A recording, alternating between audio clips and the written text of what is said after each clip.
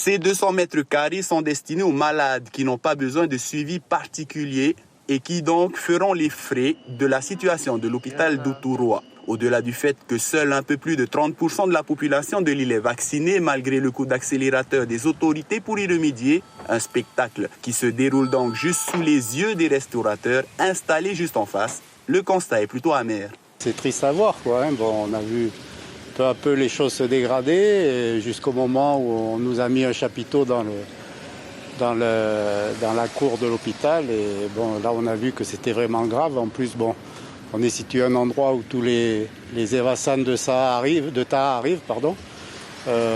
Donc on voit arriver malheureusement des décès, on voit des malades.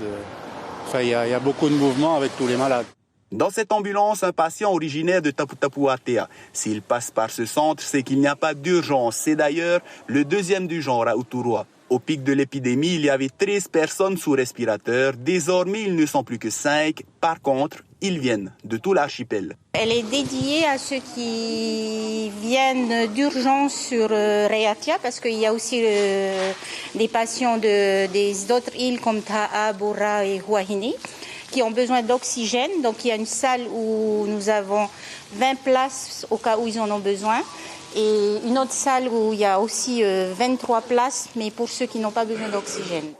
Pour y faire face, la commune a installé un total de 43 lits, dont plus de la moitié sont destinés aux patients qui ne nécessitent pas de prise en charge particulière, des centres qui ont vu le nombre de leurs patients baisser depuis le confinement.